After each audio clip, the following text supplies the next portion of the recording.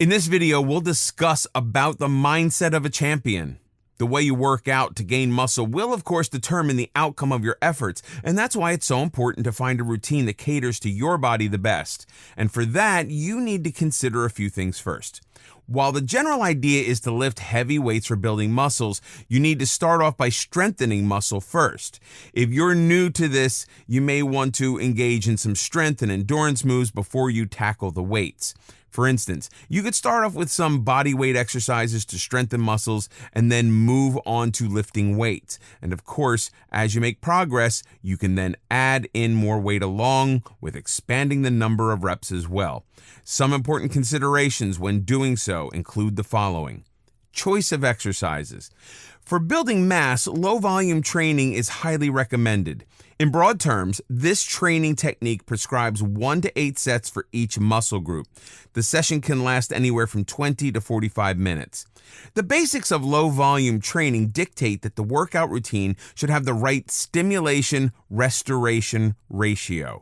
What this means is that you need to put a stimulus on the body significant enough to increase muscle without exceeding the body's capacity to tolerate the stress. So basically, balance is key. You can, of course, increase the magnitude of training by adding more volume, training more often, or taking rest for a shorter duration between sets. You can also lift heavier weights and train harder on each set. But since it's a low volume session, you can only increase the volume by so much. So you focus on how to do the few sets that you do. The sets should be stressful enough so that you can only do a few at a time. At best, you should be able to do 3 to 6 work sets for most muscle groups and up to 8 for the back, being a more complex structure. The exercises for beginners, intermediates, and experts are different. You can always start with easier workout routines and then progress to the tougher ones. Number of sets.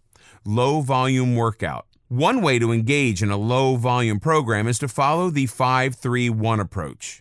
Before you take this approach, know that your 1 rep max is about the amount of weight you can lift for 1 rep without compromising form. So you need to know your 1 rep max, or 1 RM for squats, deadlifts, bench presses, and military presses. Once you have the numbers, you can move along. You can get to train 3 to 4 times a week and do one of the 4 workouts on your training days. 1. Squat and assistance work. 2. Bench press and assistance work. 3. Deadlift and assistance work. 4. Overhead and assistance work. You perform each workout once every day with rest days in between. Follow the cycle for 4 to 6 weeks, then start over again by increasing your stress load. Now you're at the stage where you don't just pick a heavier weight 5 or 3 or 1 times more per set. Instead, you use 90% of your 1 rep max. This program is best suited for those who are new to weight training and will see the most results. With this system, you can realistically accomplish a goal with every one of your workouts. High volume workout. To take your training to the next level, you can engage in high volume training. This technique allows you to get the most effective pumps with heavier weights. 3 ways to do so include lifting weights more in the same set or rep scheme, lifting the same weight for more reps per set, performing more sets per workout. When you increase volume, you may be doing so for gaining size or for strength. At the same time, you're also flaunting higher levels of muscle with lower levels of body fat. The technique brings together a combination of compound and isolation exercises. You can prioritize the compound exercises that use multiple joints and lots of muscle mass so that you have the physical and mental capacity to get more plates on the bar. When you combine compound and isolation exercises, vary your repetitions to focus on multi-joint lifts. You can use higher repetition ranges for isolation exercises. Resistance. Resistance exercises are extremely helpful in building muscle mass. These are specific moves in which you push against a weight. Using a resistance band is a popular way to create tension through your range of motion.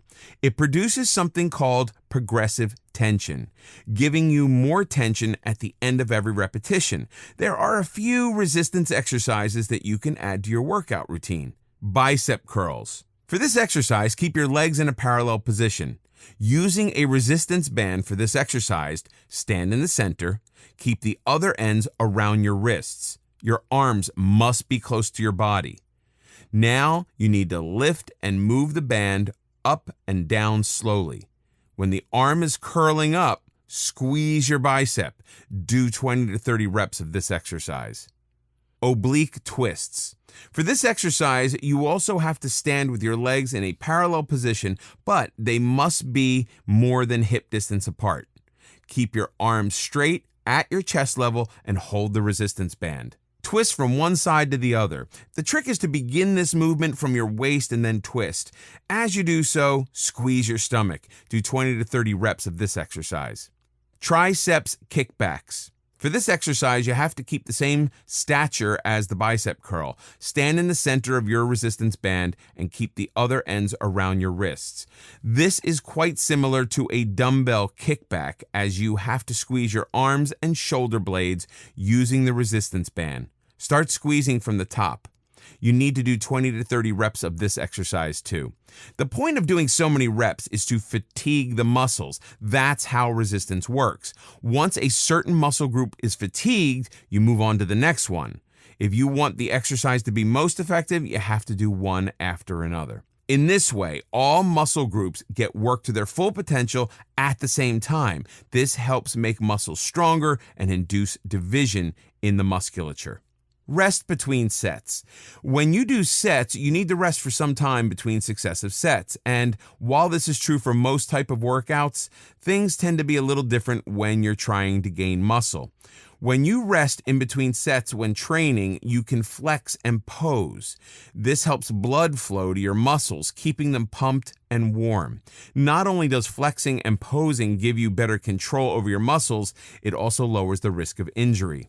Also, when you flex and pose, you improve the ability to hold a pose for an extended time. This prevents your muscles from cramping as well. You can also stretch in between sets for serious muscle gain. Stretching increases flexibility, which can bring about greater muscle recruitment. Flexibility also improves form and gives you a greater range of motion.